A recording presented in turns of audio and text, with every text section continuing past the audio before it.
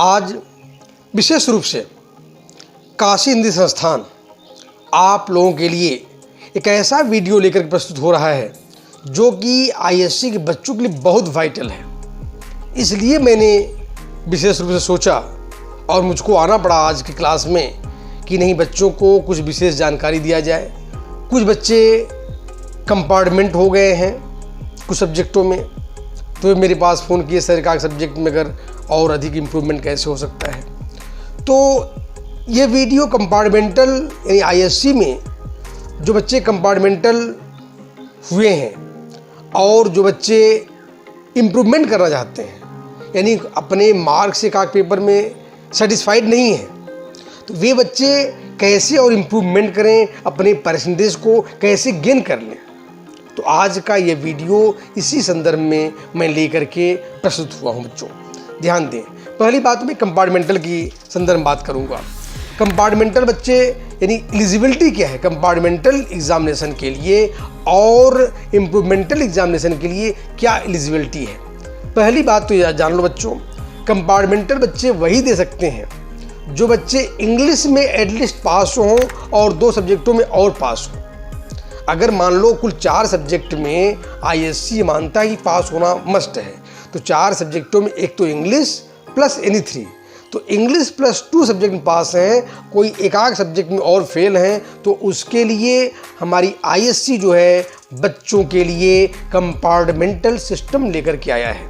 तो compartmental system ध्यान दें, तो मान लीजिए मैंने भी बताया जैसे साइंस के बच्चे हैं, मान लीजिए सपोज दैट, तो अपना इंग्लिश में पास हैं, दोनों में लैंग्वेज लिटरेचर में पास हैं, 2 में मैथ में और केमिस्ट्री में पास हैं, फिजिक्स मान लीजिए नहीं पास हो पाए, तो फिजिक्स में यानी उनके लिए क्या करना है, कैसे बच्चे यानी वो फिजिक्स का एग्जामिनेशन दे सकते हैं और वह कंपार्टमेंटल अगर वहाँ पास हो जाते हैं तो उनको पास की डिग्री अवॉर्ड की जाएगी। एक बात याद रखें बच्चों, अभी भी आपके मन में संदेह होगा कैसे मैं इस एग्ज़ाम में बैठूं, तो पहले मैं तो एलिजिबिलिटी की चर्चा कर दिया आपको।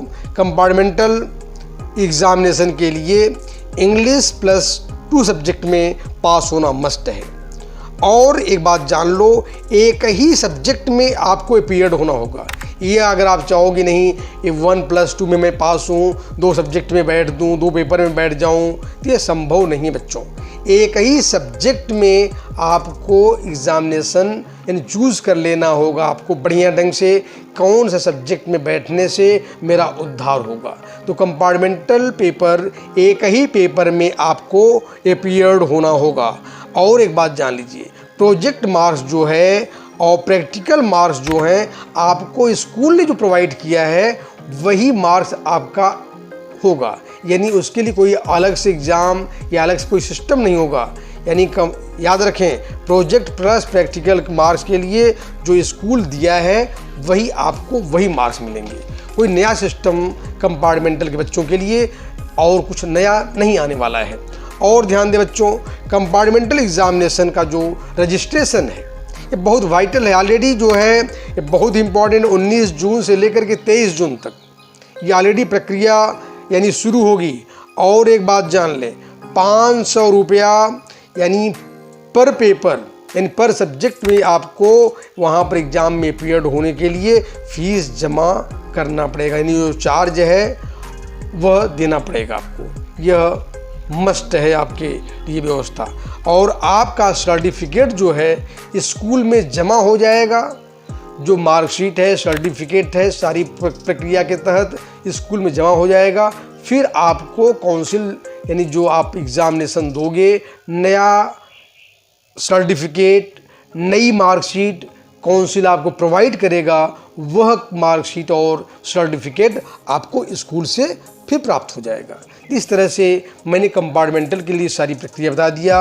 अब जो है इम्प्रूवमेंटल के लिए, इम्प्रूवमेंटल के लिए क्या होता है बच्चों ना, इसमें उन बच्चों के लिए ऑलरेडी आप पास हो यानी पास सर्टिफिकेट आपको अवार्ड दे दिया गया, और ऐसे बच्चे कुछ होते हैं ना किसी सब्जेक्ट में वे अपने आप को सेटिस्फाइड नहीं होते हैं, वे चाहते हैं कि मैं और अधिक थोड़ा मार्क्स पा गया होता तो अच्छा होता, और कुछ बच्चों के साथ में ऐसा हो भी जाता है कभी कभी, अच्छा लिखने के बावजूद भी अच्छे नंबर कभी कभी नहीं मिल पाते हैं, तो बच्चे सेटिस्फाइड नहीं होते हैं। तो ऐसे बच्चे इम्प्रूवमेंटल एग्जामिनेशन के तहत अपने मन के जो कष्ट है, जो दुख है, उसको दूर कर सकते हो। यानी आपके जीवन में इम्प्रूवमेंटल बहुत बड़ा वरदान साबित होगा।